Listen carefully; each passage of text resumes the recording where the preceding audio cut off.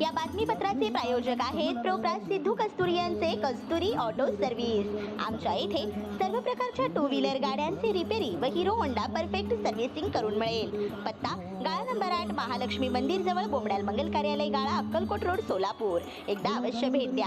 संपर्क Ambadas, mobile number 8626063752, Shrinivas 9766733142, Sidhu 9637879148। विकासाच्या जोरावर पुन्हा रणांगणात प्रभाग 12 मधून विकास पुरुष विनायक कोंड्याल यांचा इच्छुक उमेदवारी अर्ज दाखल। सोलापूर महानगरपालिकेच्या आगामी निवडणुकीच्या पार्श्वभूमीवर प्रभाग क्रमांक 12 मधून गेल्या 3 टर्ममध्ये सर्वांगीण विकास साधणारे विकास पुरुष कार्यसम्राट नगरसेवक विनायक कोंड्याल यांनी बुधवारी भारतीय जनता पार्टी कार्यालयात आपला इच्छुक उमेदवारी अर्ज दाखल केला।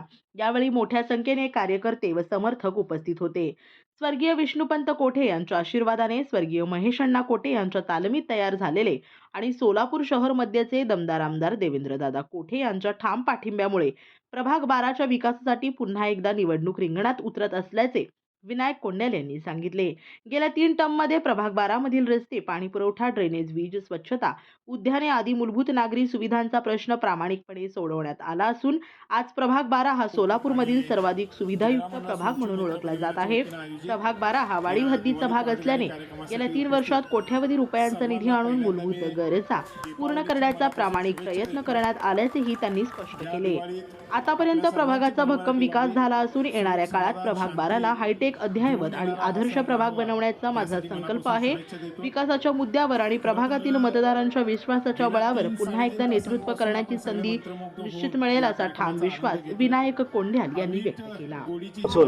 मी या ठिकाणी गेले जवळपास 4 टर्म मी त्या ठिकाणी कामं केलेली आहेत।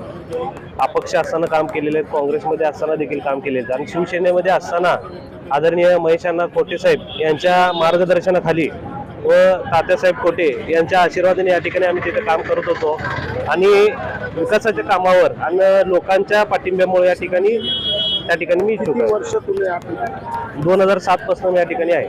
4-5 टर्म 4-5 टर्म झाले। त्याच्यामध्ये जातीचं समीकरण बघितलं तर कुठल्या जातीच्या मताचा टक्का जास्त आहे?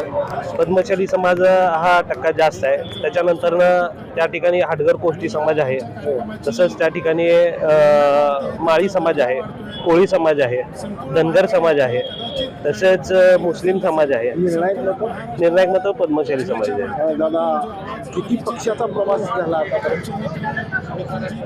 तसं बघायला गेलं तर पहिला मी अपक्ष स्वतंत्र निवडून आलेलो आहे। त्याच्यानंतर माझ्या कामाची पोचपावती बघून काँग्रेसने या ठिकाणी मला उमेदवारी दिली आणि त्या ठिकाणी मी स्टँडिंग कमिटीचे चेअरमन झालो। स्टँडिंग कमिटी चेअरमन झालेला असताना त्या भागाचा जवळपास सर्वांगीण विकास या ठिकाणी मी करू शकलो। त्याच्यानंतर महेश अण्णा कोठे यांच्या नेतृत्वाखाली आम्ही सर्वजण शिवसेनेत गेलो। अण्णांना व्यवस्थित न्याय नाही मिळाल्यामुळं शिवसेनेतनं आम्हाला आता या भाजपमध्ये आलो आणि भाजपचं या ठिकाणी आम्हाला काम व देवेंद्र फडणवीस साहेबांचं या ठिकाणी नेतृत्व आम्हाला आवडल्यामुळं या ठिकाणी भाजपमध्ये आम्ही देवेंद्रदादा साहेब कोठे यांच्या मार्गदर्शनाखाली आता काम करत आहे।